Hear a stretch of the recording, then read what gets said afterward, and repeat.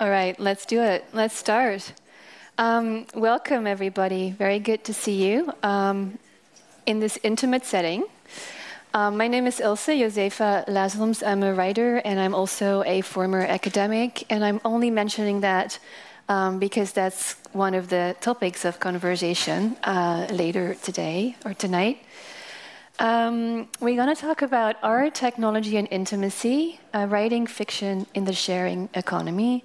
And this event is based on the publication of a book by Sophie Beravi, who is here and who I'll introduce to you in more detail in a minute. This book, The Sharing Economy, came out earlier this year with Scribner. And later this year, the Dutch translation appeared, and I want to name the translators, which is always important. So Marieke Groot and Sander Brink translated the book into Dutch, and it has the title Gedeelde Liefde. We'll probably also talk a little bit about that. And so before I'll introduce Sophie, I want to say a little bit about the evening. So we'll have an hour and 15 minutes roughly. We have another guest, which I'll also introduce, readings, conversations. And then towards the end, we'll have some time for questions. So keep those in mind if you want to ask any one of us later anything about what you've heard tonight or what you've read in the book, if you've already read it. The books are for sale in the back by Atheneum. So there's the Dutch and the English edition, if you want to grab either one of those. And drinks. So definitely stay for drinks after. So let me introduce Sophie. Sophie Beravi is an author, a scholar, and a curator. She's based at the Department of Art History here at the University of Amsterdam and has been since 2003.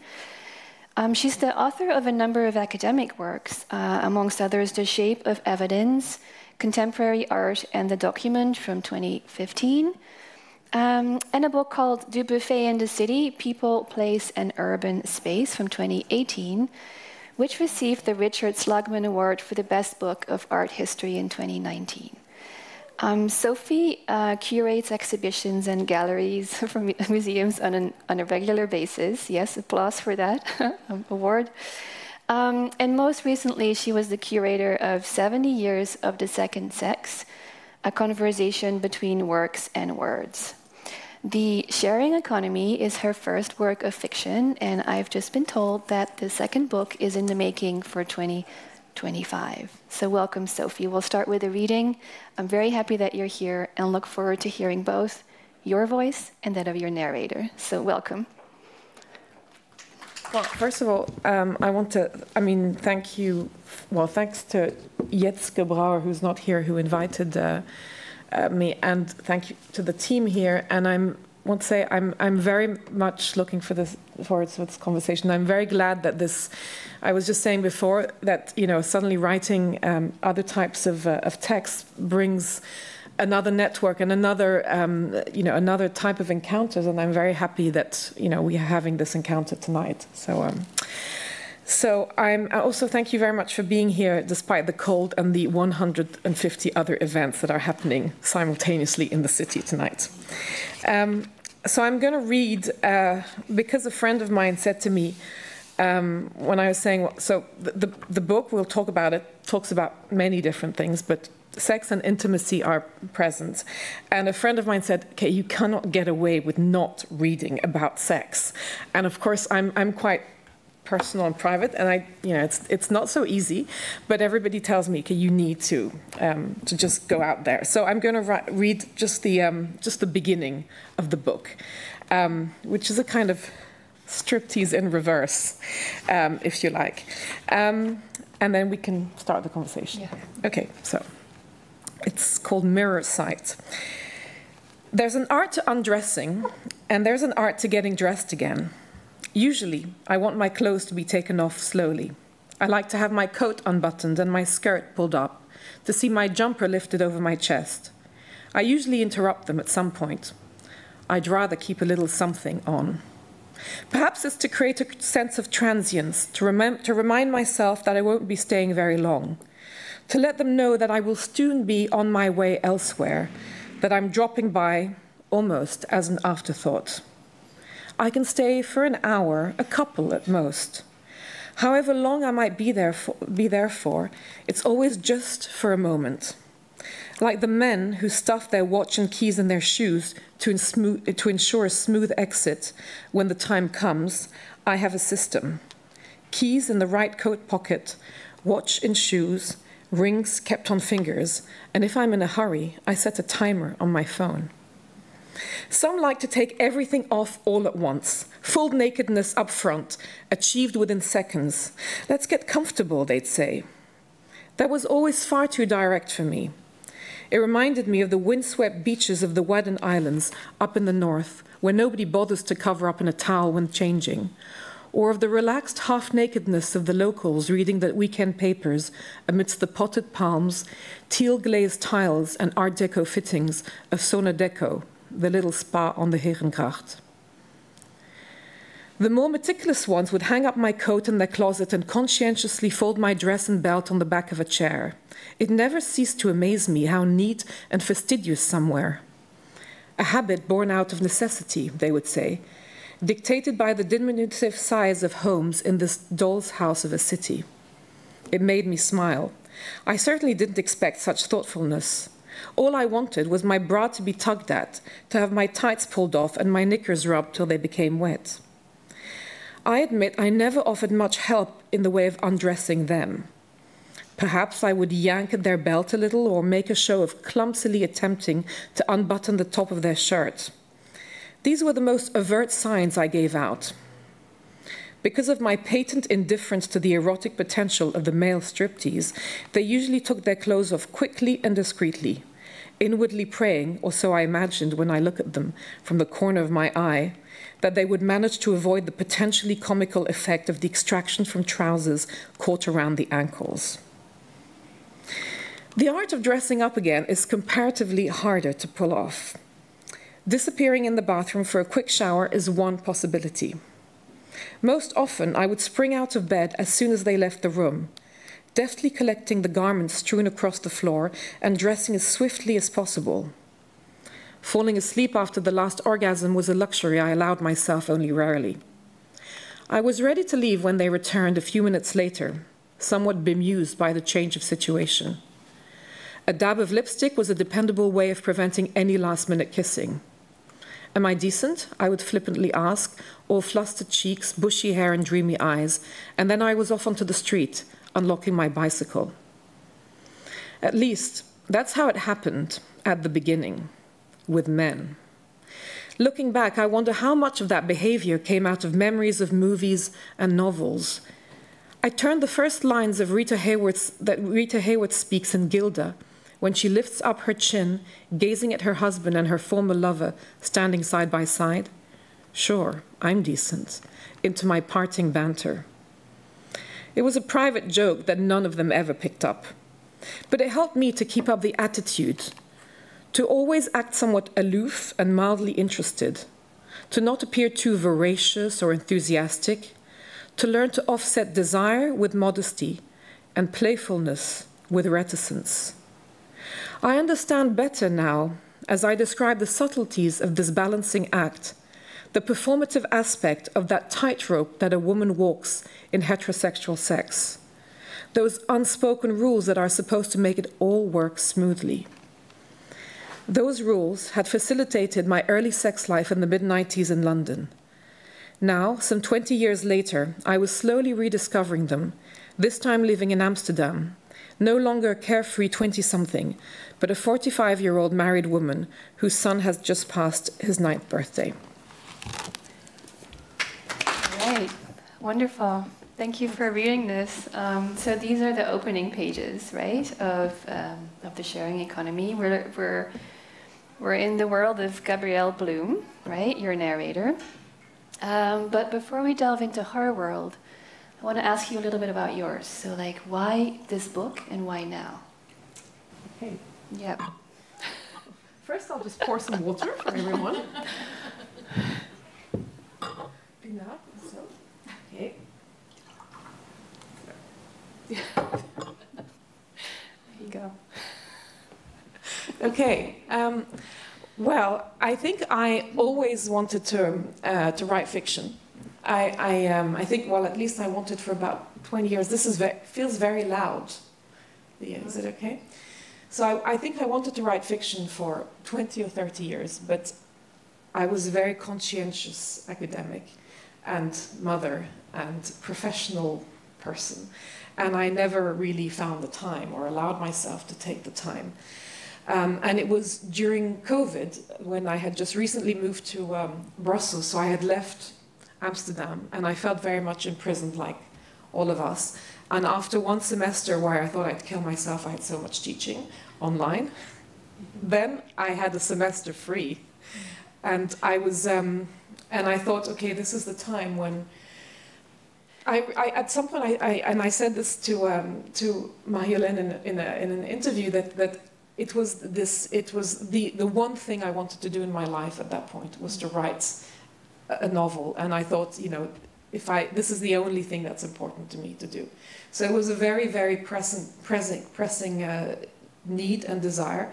And I think that when I wrote it, so it's funny because I bought a map of Amsterdam because the character goes all around Amsterdam. And I was really, but I didn't need it in the end. I love to, just in my mind, just follow the canals, follow the roads, go across the city and really try to experience things that we were not able to experience because we were all locked up in rooms during lockdown, and try to capture a kind of certain intensity of life. That's why I really wanted to write it then, and I needed to write it. So there was something quite visceral that happened. I mean, again, as a former academic, right, I know how precious time is and how hard it is to carve out, right, space for creative work. And we'll talk about that a little later in more detail.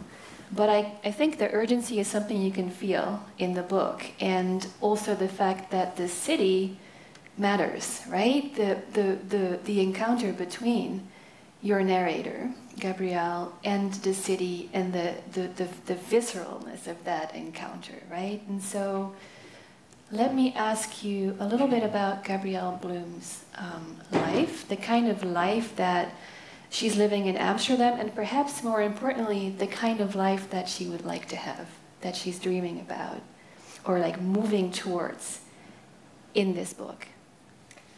Well, she's a character who doesn't really have a fulfilling professional life. She's a freelance arts administrator. She does kind of, I wanted to kind of play a bit with the whole administrative aspect of the contemporary art scene. Mm-hmm. So even though she's really in the contemporary art scene, which you could think is super exciting, she has to kind of write reports and advise artists how to get money and this kind of thing through this covert foundation, which I had a lot of fun imagining. So she's somebody who doesn't have a very fulfilling professional life, whereas her partner is, I think, running an art school or has a very high position there. He's Dutch, he's very established. So she's a foreigner, she's been in the city for a few years, but she's very much floating. So she needs to find the kind of codes, she needs to crack the code of the city. And so I don't know what she wants, but she's, well, which is really bad. I never say this to a book editor. I don't know what my character wants. He'll never get a contract, so forget that. What she wants is quite mysterious, unclear. But she is, I think she's wanting to somehow enter the city, enter the space of the city, and find herself a life that's fulfilling in this city where she's a bit squashed between her slightly boring, unfulfilling career, her very present husband, and her child, and this refusal to be framed in maternity as a mother, because this is what she discovers in Amsterdam, which is like so many women work and so forth. But if you want to put your kid in kindergarten for 5 days a week, people think you're a tortionaire. Tortionnaire.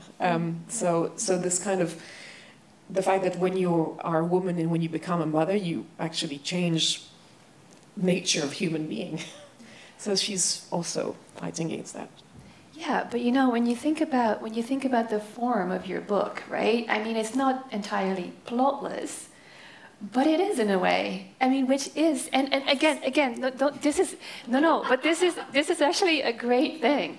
I think so. When you think about sort of a feminist way of writing, right, of telling stories, right, of not taking a traditional narrative arc, but instead kind of breaking that open and have this woman full of desire explore the landscape in which she finds herself. That doesn't mean that there's no story, right?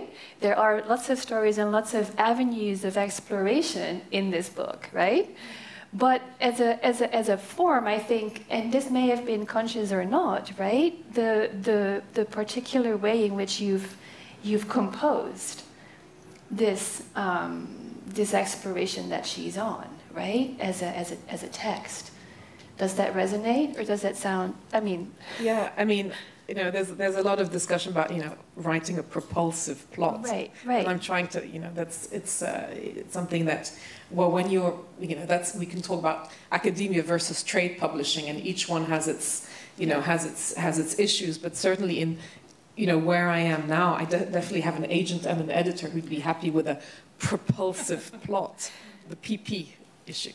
But of course, what was interesting to me, indeed, was I wanted to slow down the storytelling, which is why I have the interludes, which we'll discuss later. Yeah. But also, I wanted something that, indeed, the character doesn't end up transformed very much, or having a big revelation, or there's an ending which is a loop. I wanted to find, in fact, almost a way of you know, turning it into a loop, which in fact she starts again, you know, at the end. And that was important for me to also suggest that we kind of go through crises and we go through transformations, but it's a continuous process. There's no massive revelation, you know, at the end of a cycle, you know, which is what storytelling tells us, but it's not true.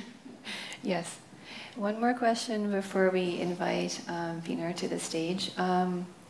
In an earlier conversation, you mentioned that and we've heard the opening scene, and there's a lot of sex in the book, that you're, well, yes, but also intimacy and desire, that's kind of a propeller, right? The desire that she holds within her body, right? You mentioned 2 books that you're influenced by. One of them is here on the table, which is Annie Ernaux, right? Getting Lost, Se perdre in French. And another one is The Sexual Life of Catherine M., right? Catherine Millet. So was this something that was consciously on your mind while writing this? Were you sort of, you know, and as a reader and a writer and an art critic, there are some traditions that you perhaps stepped into or were hoping to engage with in this book? Okay, there's maybe a few things I should say. First of all, I wanted to go back to the feminist way of telling stories. I think that's a really interesting topic. I'd love to know more about that, because well, this is maybe something that I think would be useful for later, but the fact that often people who are academics and who write fiction are literary specialists, and then they move into fiction, and then so they have this, and then they move into creative writing, and then they have this connection. Whereas I'm an art historian, so what I know of literature is simply as just a regular reader. I don't have any expertise in literature, so that's something to bear in mind. But so now I'm asking you as a writer, right? So let's forget about the academic for a bit. Like, indeed, like as a reader, right? As a writer who loves to read, I assume, right? Were these books? What was it about these books that you took with you in the process, if at all? So so to answer the question, in relation to this idea of also feminist way of writing the stories. When the book of Catherine Millet, La vie sexuelle de Catherine M., came out, which was more than 20 years ago, so this is a woman who was the chief editor of Art Presse, which was the major art magazine in France. The equivalence of, I don't know, a successful Metropolis M, you could say. Sorry. Something like that, or a very successful or the head of Art Forum in the US or something. And then it was a very explicit sexual book, but which for me didn't talk at all about pleasure and joy. And and you felt behind this kind of, this dominance of patriarchy and this dominance of masculinity, which I felt was very problematic. So I wanted to write something that would be really from a female point of view. And so that, but that book, of course, stayed, you know, if you were in the art world in Paris 20 years ago, so I was in my, you know, late 20s or something, and I was, of course, I had this book more in the back of my mind as something of a counter model, of something that I didn't want to do. And at the same time, I think we were all quite impressed by this frankness and this openness, this explicitness. I remember, you know, a very repressed guy who was the chief editor when she was the owner, and who had to shoulder the release of this book, and he was, you know, he didn't know where to hide. He was very, very embarrassed. And Annie Ernaux has been a writer that I've been, you know, I was recommending to people for many years before she got the Nobel Prize. She's I've read many of her books, and I think that what I loved about her writing, and of course she says explicitly her books are not novels, is the directness of the voice. And I think that there's something very powerful in an I form of literature that I'm very interested in developing a kind of voice that would be. You know, we read Annie Ernaux's books as if they were novels, even though they're not. They're not fiction, but so it's a form of writing which is very particular, what they call autofiction in France, or autobiographical writing. And I think that it's something that I'm very interested in trying to find a way of writing. And so sometimes, you know, when I feel a bit muddled, I open an Annie Ernaux book, and you just have this purity of the language, this directness, which I think is very powerful. Wonderful. Does that answer your question? Yes. And it opens a lot more avenues for discussion, which we'll do in a minute. I would like to invite our second guest of tonight, Pinar Touré, is a writer and researcher based in Amsterdam, and we know each other from the Gender Studies program in Utrecht. It's wonderful to see you again. Pinar is currently a PhD candidate at ASCA, which is the Amsterdam School of Cultural Analysis here at the University of Amsterdam, where she also teaches in the philosophy department. In her work, Pinar thinks with literature and art from a transnational perspective, looking into how the ethical, aesthetic, and epistemic sensibilities at work in intimacy can be reimagined along feminist and post-colonial lines of thought, especially in the present. And some of her other interests are the erotics, senses, and movement, intimate methodologies in research, and in artistic and literary production. Welcome, Pinar. Thank you for being here. So, the opening question of this part of our conversation, which will focus on questions of technology, intimacy, and art, is how reading, you know, Sophie's book, The Sharing Economy, and the themes in that work, how did they resonate with your own work? Yes, thank you first of all for having me. I mean, I would like to say Tjetske, but she's not here. But I'm really happy to be here to talk about the book, and because it connects on so many different levels to my own research. But before I go into maybe some like specific moments that made me think about my own research in different ways, I thought I'll say something about like I am researching intimacy broadly, as Ilse also mentioned. So I have a particular attentiveness to the word itself. Also having a literary background that whatever I read, intimacy always pops out. And I wondered, how is this person using it? You know, the classic kind of researcher attitude, I guess. So I paid attention, of course, in your book too, how it was coming up. And I noticed that at some point, I think it was with Heiko, that Gabrielle was kind of defining this, the main character is defining this moment of sex as just pure pleasure that wasn't an aim towards an intimacy, which I thought, oh, that's interesting. So in this context, we're seeing intimacy as it's a kind of a goal of togetherness that in that moment is not fulfilled or it's not sought. In another moment, we see, for example, I think you wrote it like a distant intimacy of texting, something like that. So the act of texting is an intimate act. Or when the character was hosting a party and feeling like she was more intimate with the people she didn't remember names of, but she met on the app, than these people she was hosting at home, the friends of hers. So I wondered, like intimacy as a word, as an experience, keeps emerging in different ways. And this is something I notice a lot, and part of my own curiosity, that it's a word that we use, and we have an understanding among each other that we know what it means, right? Mm-hmm. So that's what prompted me in the beginning to research it and to figure out what it is that we're talking about here. But that comes with a push and pull of wanting to define it or not define it. So now in my work, I try to let go of this urge to define what it is, although I will, if you have time, I will also get into, how I'm using it. But I'm trying to kind of let the notion be a bit more free so that it can serve maybe differently to us, because there seems to be an organicness to the way that we use it.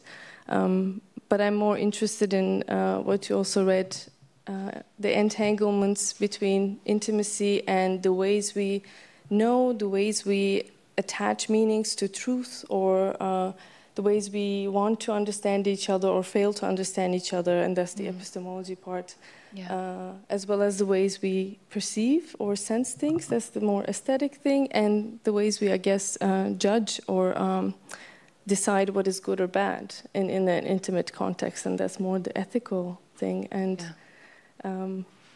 one thing that one of the first things that emerged in the book for me was this notion of detail, and especially because it's about art and aesthetic experience. And you talk about punctum a bit, right? Like the characters talk about Roland Barthes, and and I also work with detail in relation to the aesthetic experience of intimacy, more in regards to kind of subtlety, which is also another Barthes from the Lover's Discourse. That's the subtle signs. So I thought that was wonderful, actually, this notion of detail, the way that the character seems to notice also on an app thing, which I didn't personally relate, because I realized I normally swipe, without too much attention. But Gabrielle has this eye, this artistic eye. No wonder she's a curator, of course. But her intimacies were kind of woven with this sense of a certain attention to detail, and that I thought was really interesting to think about how intimacy enters and exits in her both work, in her relation to art and aesthetics. That was one of the things that excited me. I don't want to take too much time here. Because we are in 2014, right? The book takes place in 2014, and so here we have the emergence, and I kind of forgot that that's not that long ago, right? That the dating apps and all the other apps. Anyway, the swiping is a big part of the book, and the intimacy in technology, right? So what Pinar just said, does that resonate with you? Yeah, I think I'd like to have some working definitions of intimacy, and I think I really want to go into this because it's really fascinating. It really fascinates me, and it's great to, suddenly really be, as we were talking before, the academic pushed into, okay, now I've created this object, this book, and now it's being analyzed by an academic. It's fantastic. I mean, this is great fun. This is great. But in terms of maybe just something on the punctum, and I realized, I don't know if did we give a little pitch of what the book is about for those who might not know? I don't think we did, though. No, I mean, there's some people looking very lost. Do you want me to do that? Or do you prefer, because it's 2014, right? And so here we have the narrator who is in an open marriage with her partner, right? And so this is why I asked you, what kind of life is she hoping or like moving towards? What desires? Because the heteronormative, like coupled existence is not for her, right? And so there's the app, it's a new thing. You know, again, I forgot how recent that actually is. And this is interesting about your book too. It's like almost like 10 years ago. And she downloads the app and she starts swiping.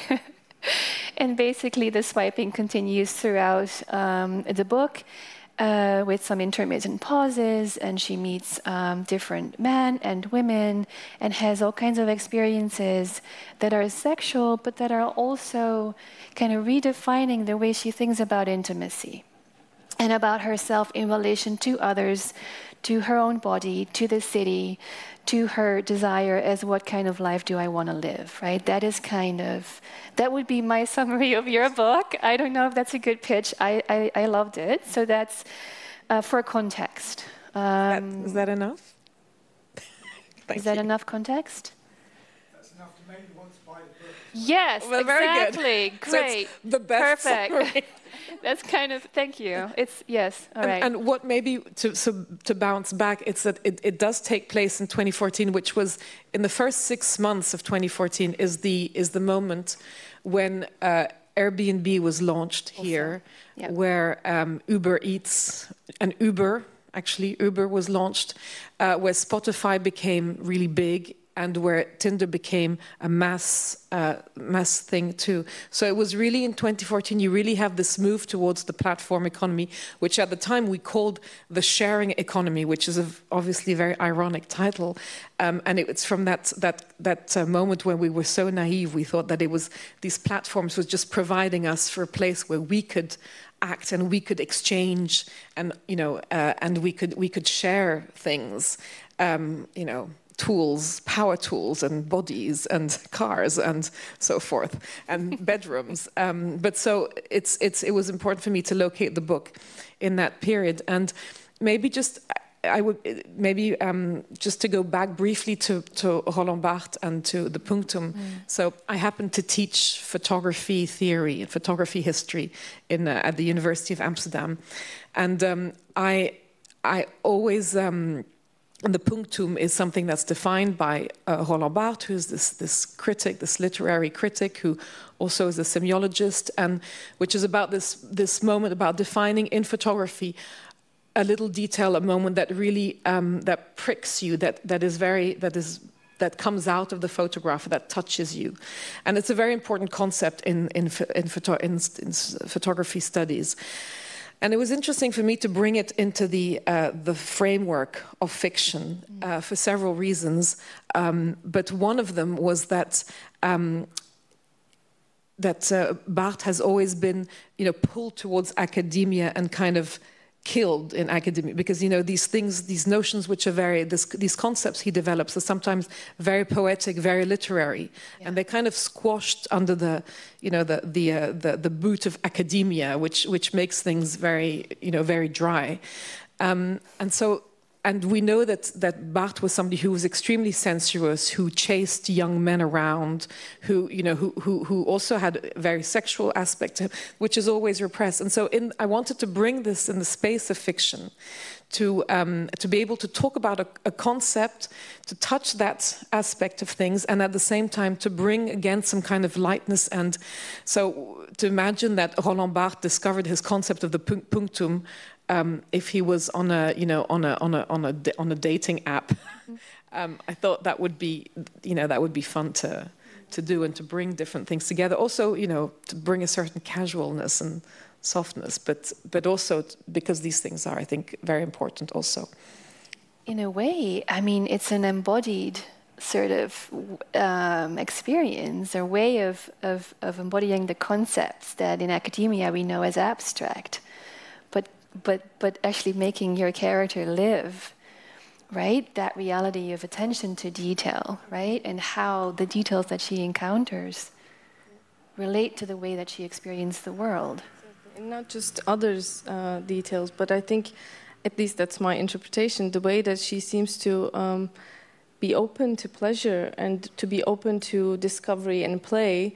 I thought she was very attentive to her own body too. The way that she was reflecting afterwards, or the way we read the narrator, that I thought this is a kind of curiosity and attentiveness, not just outward, not in a, I wouldn't even think violent, but also very much inward. I don't know if you would think that way. But that was also a little bit of kind of political dimension almost for me, that I really thought the experiences of women, the physical experience of women, it should be, there should not be shame. There should be, traditionally, of course, it's heterosexual sex is all about the male pleasure, and the male is the active figure, and the female is more like the passive receiving.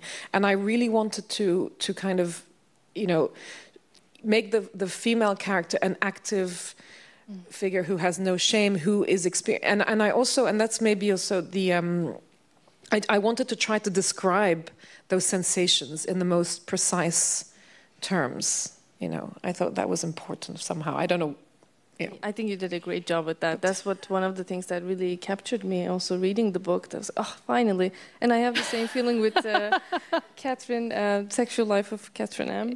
I agree with you that there was for me a lack of a bit of joy and pleasure that it made me think about that book, but in a better way, So, because I think, and the reason we're here is also that we're all academics, former and writers, but like writing about intimacy and writing about sex especially is very hard.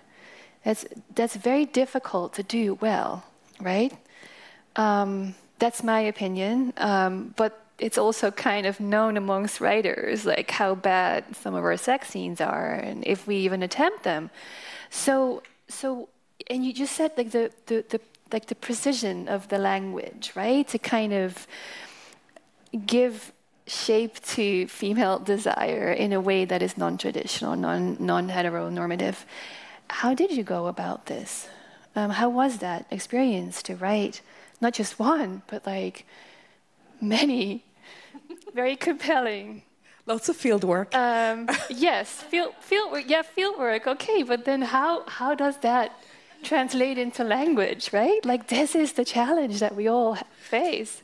So I'm not very good at dialogue. I'm better at sex scenes and dialogues.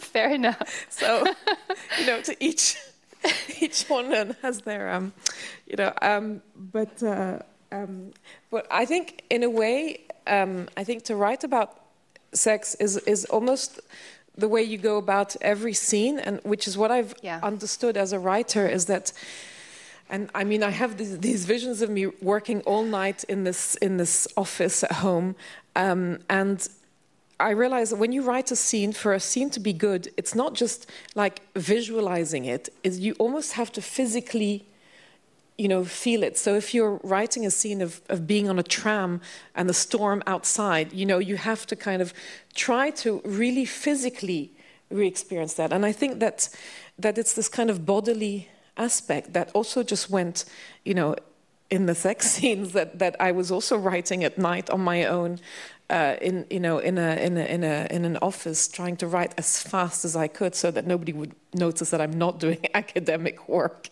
Right.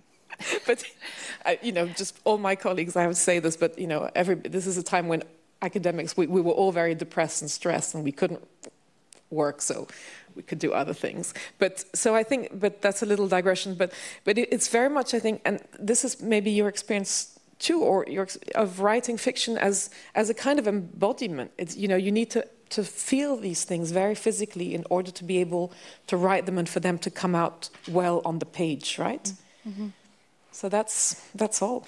But then there's craft, right? Then there's language. Then there is indeed like there's a certain playfulness. I think you mentioned this too. A certain playfulness in the language. It's in the encounters that she's having.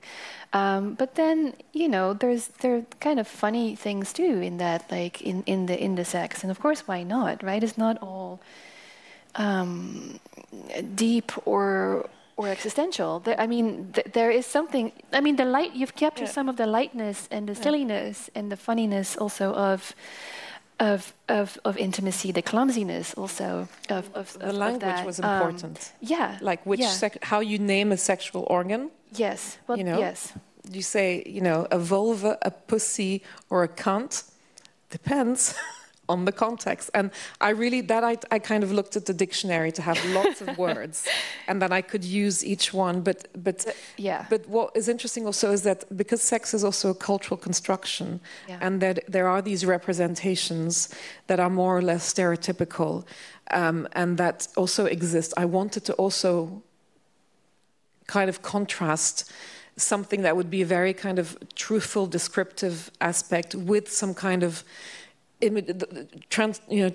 suggesting that kind of imagery. So the Sex with the American Guy, which is all about the visuals, that's very much, porn-informed sex. And I thought it was also important to contrast these different things. I think to contextualize perhaps your next, because you'll read another piece from the book. So our narrator is also a curator, right? And so in the book, she's asked to curate an exhibit exactly on the same topic, right? Like art and intimacy, technology. And what I noticed was that the art that she's drawn to is very analog, right? There's a record player, there's vinyl, there's a Polaroid camera, if I'm not mistaken. So kind of as a counterbalance to some of the fast electronic sort of technology, she in a way, I wouldn't say reverts back, but she's drawn to some of the more intimate ways of art and technology. Anyway, I think there's a couple of intermezzos in the book where these artworks are described in detail and also beautifully. Is it so that you're going to read one of these now? Yeah, I was going to read the Ronnie Horn, "You Are the Weather," because it moves us also towards the lesbian side of the book. But yes. I could also read the Fiona Tan, which is about technology. What do you prefer? The Ronnie Horn? Yeah. No, I think it works well. I'll do that.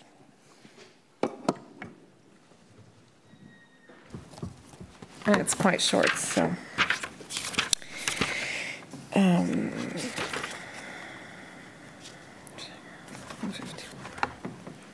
So just maybe to give a little sense of context, so we were talking earlier on about slowing the action down, and one thing I had this feeling somehow that I didn't want the story to just flow. I needed to have these interruptions, which are these interludes. So it's 5 interludes that describe very precisely works of art, and that kind of break down the storytelling. So this is I think this is the 4th one. So they're kind of related to the story, but they also they flow in and out of storytelling and in and out of fiction, because they're all real works of art, but fake exhibitions.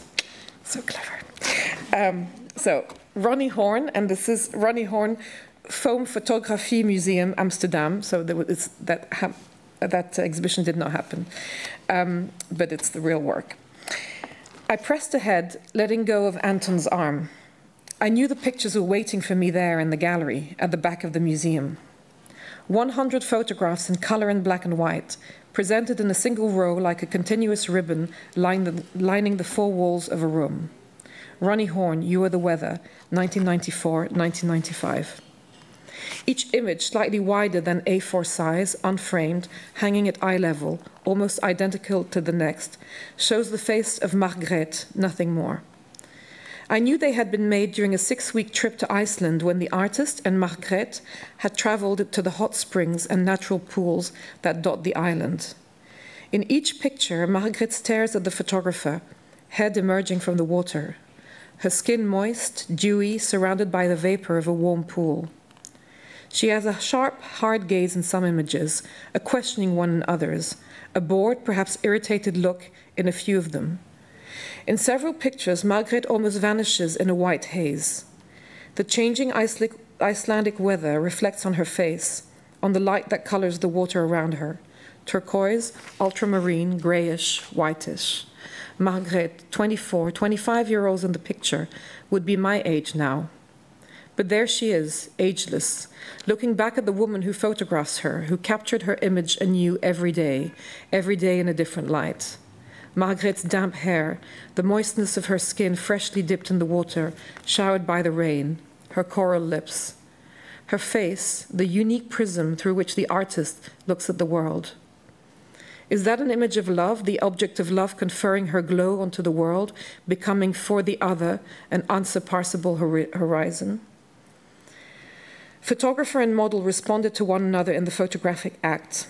And now, standing amidst these pictures, I feel it's my turn to uphold Margret's gaze, that Ronnie Horn is asking me to become more than a witness. As I look at the many expressions on the face of Margret, I see desire, rejection, patience, impatience, boredom, excitement, togetherness, and I see the artist's invitation to others to elucidate that encounter. I walk up to one of the pictures and stand very close, caressing it with my eyes, taking in the freckles and the tiny marks on Margret's skin. Her inquisitive eyes stare at me from their immobile position on the wall. I decide to walk back to the entrance and introduce myself to Sophia.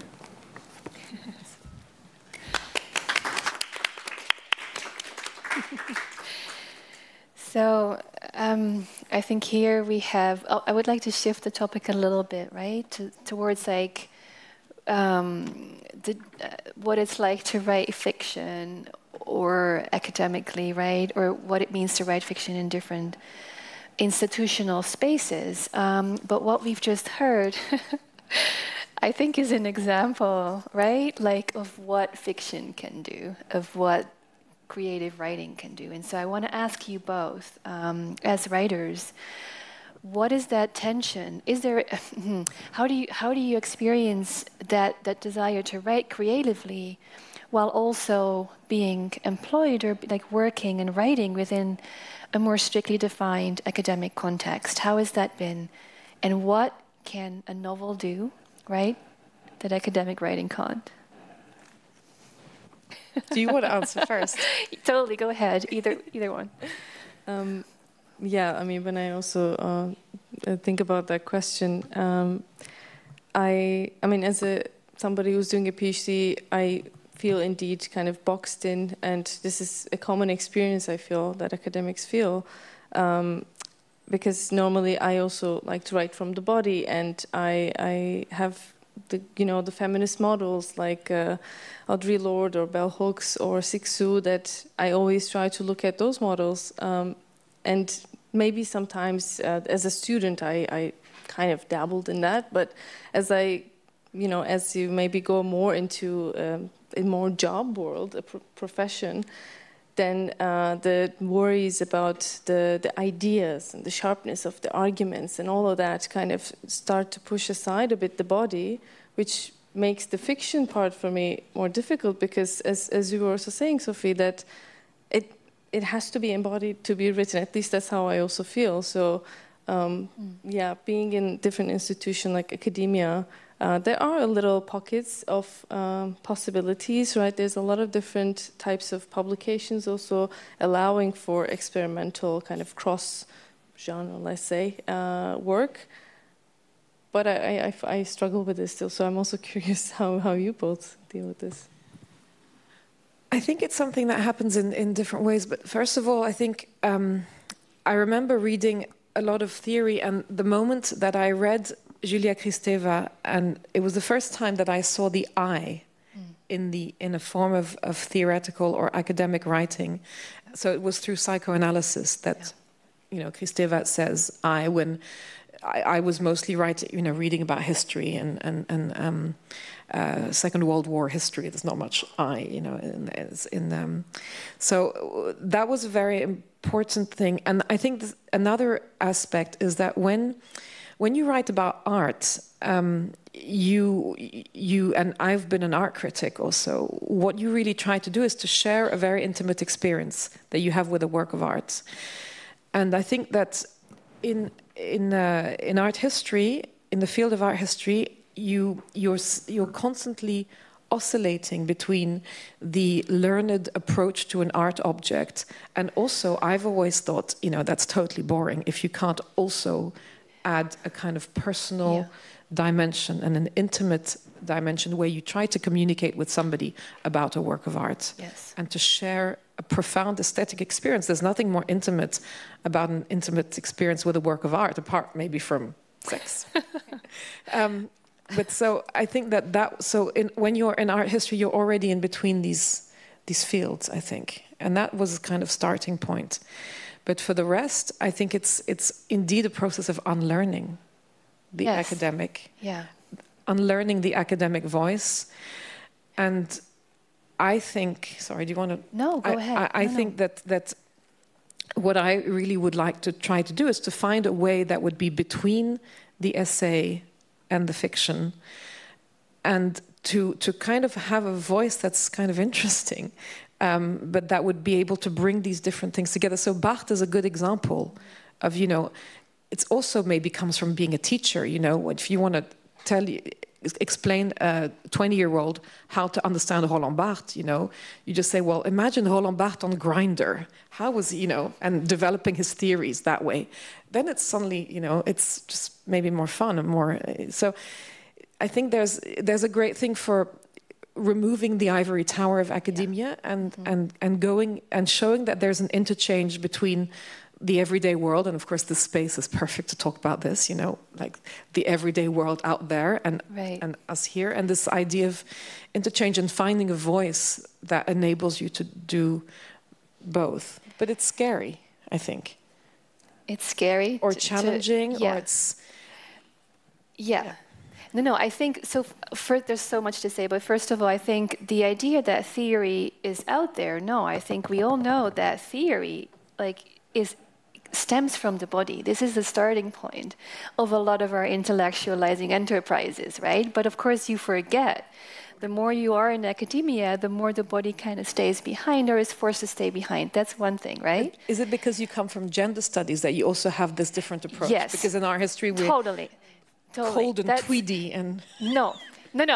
Yeah, but I can tell you, absolutely. But even there, even in gender studies, right, where that is kind of the starting point of our work, within the walls, let's say, of the university, within the academic system, even though we do kind of know and feel that way, there's hardly room to practice, right? And to do the kind of writing it is there. Like you say, there's pockets of writing that is embodied and creative, but in the bigger picture of creating a life for yourself in which you can also do creative writing, I think that is the challenge. First of all, because academia is just overloading us with work and pressures, but also in the kind of work that we do, right? So you said it's scary, and it's a challenge, right? So like as practicing writers, how do you?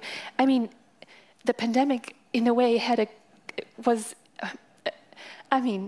it shouldn't always take a pandemic, right, to be able to do our creative work. I'm just saying, what are the ways in which you feel you can carve out or prioritize that time in which you can actually then do your creative work and have it perhaps or not, in my case not, coexist with an academic career, right?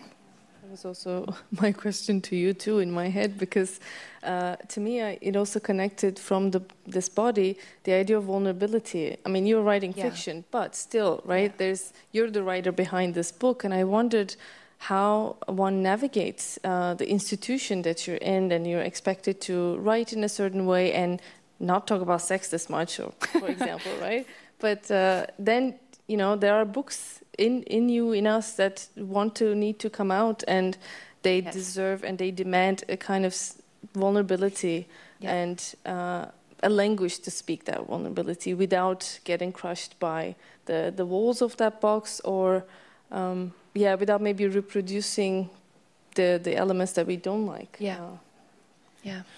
Well, I think one of the ways was to take a pay cut and work part-time and feel that my life is not only owned by the university system. I think that was, in very practical terms. And I think working part-time, moving to another country, so you do your work, but it's a job, and refusing that the academia defines your whole life. I think it's very difficult because most of us as academics, we love our job so much that it just defines our life. But I think it's important to step back, and in fact, what is happening now in academia is very much moving in that direction to push people to bring in coaches, to bring in to rethink the structures so that there isn't this kind of idea that it's just your vocation. And then so that was an important thing, moving to another country, becoming part-time, so accepting to earn less money. And then the other part, so I wanted I was approaching a friend who's an artist who teaches at Central St. Martin's, and with an idea for an academic article in his journal, saying to him, I need to do academic articles still, otherwise they're going to kick me out. And then he said to me, well, I think you should argue that your practice as a creative writer is your academic work. So there's a term for that. I think it's creative practice research. That's what I do.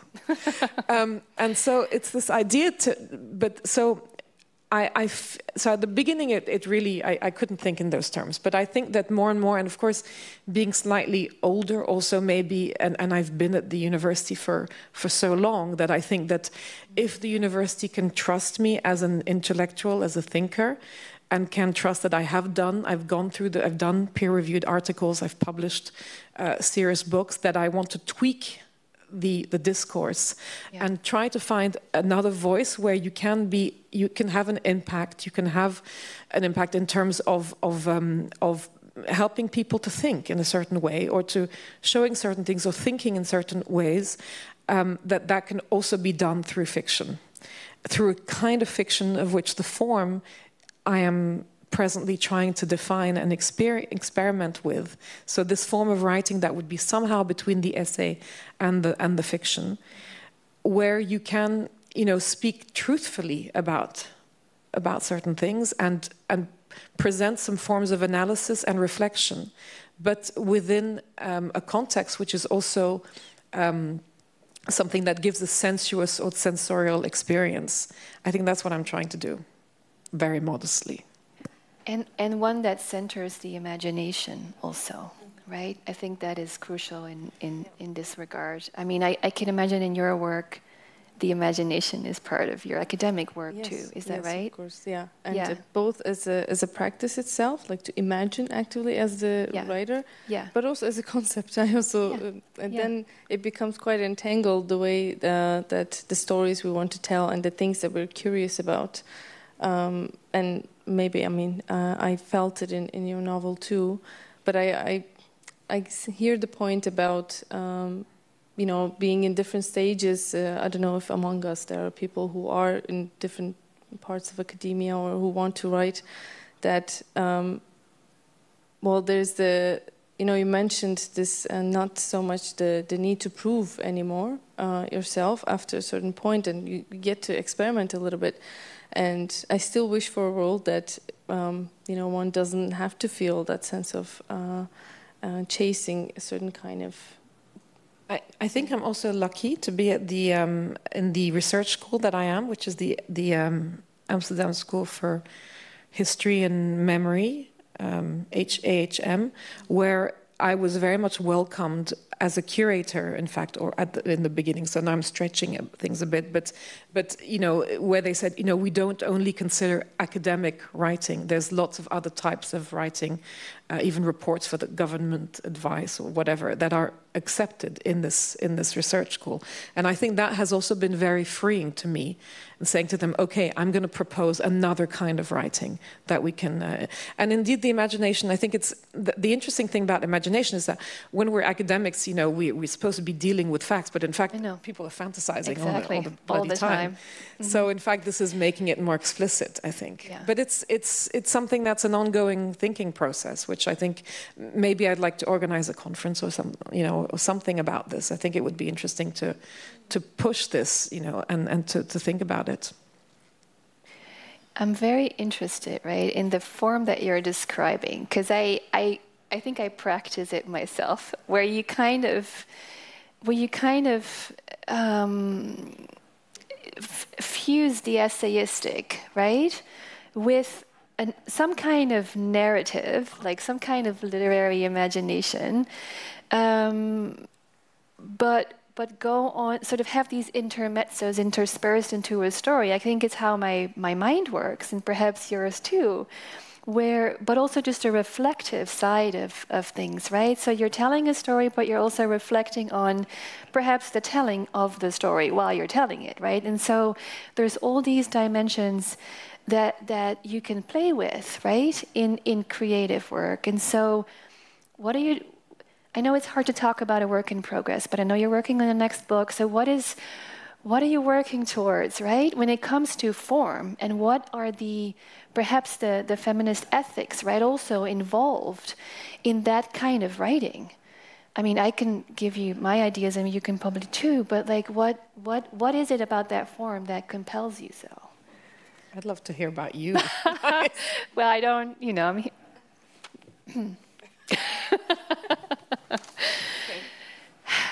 You'll tell me over drinks.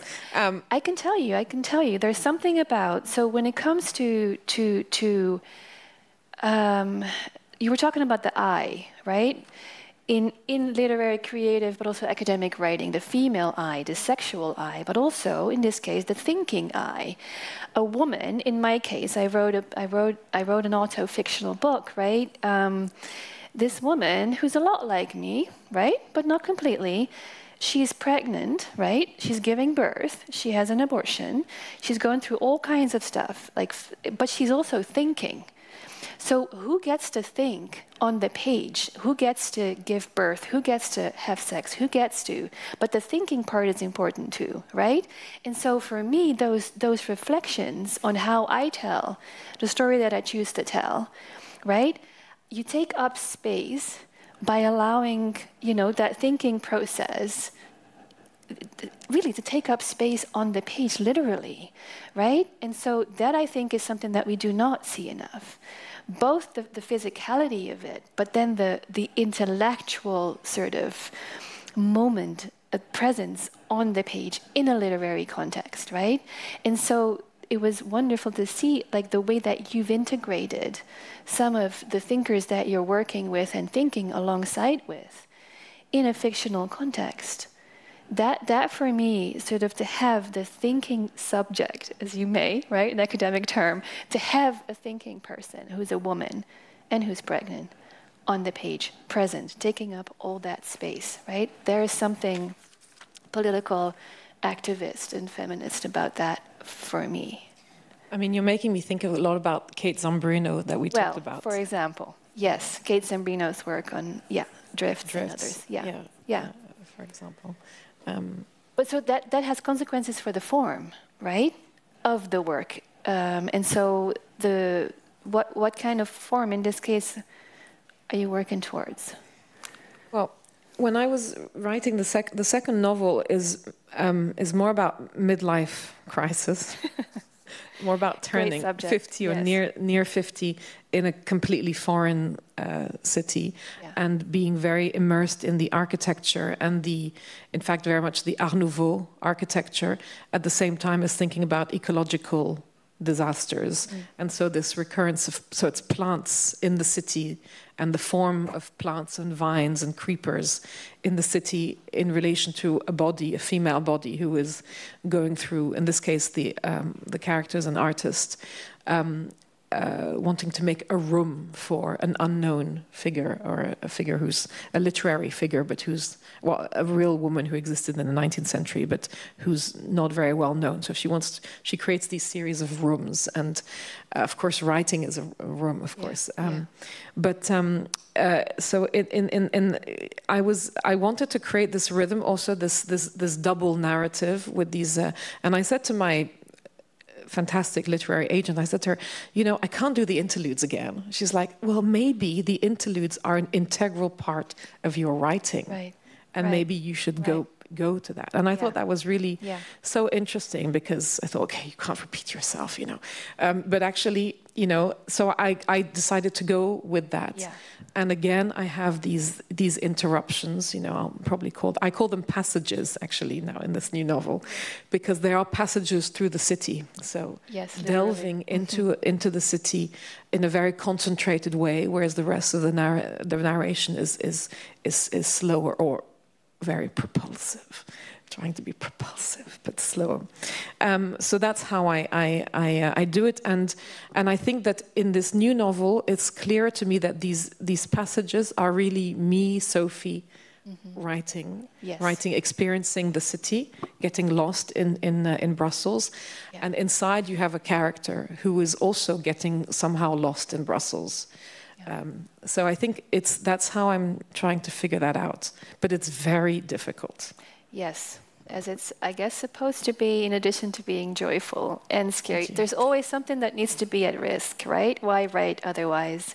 It's the most challenging thing to do, I think. I think that's the most exciting thing, is that, you know, I think writing fiction probably for all of us is the thing that challenges us the most, and that's why it's exciting. I mean, what else are you going to do? And I like the way that you were saying about taking space, and I'm realizing more and more, the deeper I dive into academic writing, the more tempting it becomes to take space in fiction, because yes, the thinking eye, but also sometimes the thinking eye, as much as you want to be a feminist about it, sometimes other people's voices take over too much. And I find the imaginative aspect of fiction, or the very embodied, and well, mainly just the sense of freedom that it can give. I mean, I would love to do more like exercises, little workshops to actually use this as a feminist practice of kind of letting that thinking embodied eye to take space. Eyes that didn't necessarily learn to take space in that way. And of course, writing about a woman in the city is also something which has a tradition which goes back to men taking up all the space in the city. So it's also connected to that. Yeah, of course. Okay. This has been wonderful. I want to open up the floor for some questions before we end our conversation and have a drink. Are there any questions or comments or remarks? Yes, over there. Boxel, mention it again. Yeah, thank you very much. My name's Matthew Dennis. I'm an assistant professor at TU Eindhoven. I've got a question about technology, which might come as no surprise. So I wanted to hear a little bit more about how technology, particularly social media technologies, has some role. You mentioned the 2014 kind of watershed moment when all of these platform companies sort of emerged on the scene, and I hadn't thought of that before, and that was really interesting. And I'm working a little bit on content creation at the moment, particularly online celebrity and influencers, and within that kind of space, they have this notion of instamacy, which is a portmanteau term for Instagram and intimacy put together. So, and what's interesting writing about this and sort of teasing out what these various different practitioners are, how they're using this term, is that they seem to explore some of the advantages of having particularly mobile technology, screen-based technology, that can be used in the bedroom and used in all sorts of other situations that often you wouldn't be able to get a movie camera or a film crew in. So a different sort of aesthetic ideal has been born to do with the kind of the transient, the kind of half-baked, the not complete, the not photoshopped. So if we're looking at traditional celebrity, it's that moment on the red carpet where people are going into the Oscars, you take the photo, it gets photoshopped, stuff like that. But now what we really want to see is Cara Delevingne in the limousine with all her friends eating chips just before she goes in. That's the thing that really connects us, because it makes her much more human than this more sort of bland kind of mainstream role. So I wondered, about technology in general, and what was the experience of using technology, thinking about technology when writing the book. And I asked that before I've read the book, so thanks. I thought this was for Pinar, but well, I approached the technology from the perspective of somebody who writes about photography. So it was very much directed to the image and the and this. There's many ways of answering your question, which is extremely interesting. One thing I could say is that at some point I talk about ethnographic film footage of the early 20th century that shows people who are being displayed, forced to display themselves for the camera. And I think it's interesting when you look at these dating sites, at how people are offering themselves to the camera without being coerced, or they're being coerced by an idea of social media that suggests that you have to brand yourself, which is, for example, everything that Instagram is about. So I think that. But I think that there's also a passage in the book where I talk about the way in which we've moved from the desktop computer to the intimacy of the palm, the hand, the phone in the hand, and the way in which that journey of hardware has made its way more and more intimately into our pockets, so much closer to our bodies than it was before, and how our experience of intimacy kind of maybe is modified by that, and how we have this. But there's a debate. There's no final kind of judgment in the book, but there's very much a debate between different characters, and even within the main character herself, about the way in which, is this making her closer to other people or more remote. And that, I think, that space is what is the most interesting. I think that it's not one thing or the other. Does that begin to answer you? Did you want to respond to that? Especially because in the beginning we were like, "Ooh, what is intimacy?" Also, like in relation to this. I don't work on technology, but I find it fascinating, and there's a lot of scholarship dealing with the transformations of intimacy. But it makes me think that intimacy in this context, it sounds like it's about the kind of authenticity or truthfulness. If you go to etymology, the intimacy comes from intimus, from Latin, meaning innermost. So the sense of like the very depths of ourselves and the innermost, that I see also with this idea of what was the term again? The Intimacy. Okay, I need to see that written, I think. Intimacy. Yeah, it really seems to play with this. Yes, the idea of truthfulness, as well as the idea of proximity, because usually intimacy, especially in relation to technology, often used either in relation to kind of kinship or family, at least in the scholarship, that's kind of intimate relationships, either sexual or our family relationships, or the sense of physical proximity. So the phone kind of arguing that removes the kind of intimate realm, or like that breaks the intimate closeness. But yeah, I'm interested in kind of going above and beyond somewhere else, but it's really cool stuff. I think it kind of connects. Thank you, everybody. You mentioned a lot of something about space, and I've been thinking about this question of space, and I thought it was off topic, but then it became in topic. And it kind of connects, I think, with this idea of, let's say, in my translation, this fact and fiction, which is both what Ilse you were talking about with this mix of genre, the essay and the fiction, and I think it's a lot to do also with this idea of the less mediated or unmediated image that then it has more traction in this Instagram thing. And so I was thinking in your writing or whoever, the idea of space and the space of the city, which is actually is, let's say, the real space of the real Amsterdam, from what I understand in the book, and also quite detailed, this everyday space of the city, but then that everyday space also become a space of imagination. So my question is something along the lines of how does this idea of moving across this everyday space is both playing into actually doing field work and going into the city to look at stuff, but also opening up the imagination of fiction? Nice. Thanks for your question. I think that it's about the. Okay, I think my answer is very much tinged by what I'm writing at the moment, but I'm going to try to also connect it to the first novel. That what you see when you go through a city is, of course, surfaces and windows and walls behind which there can be things.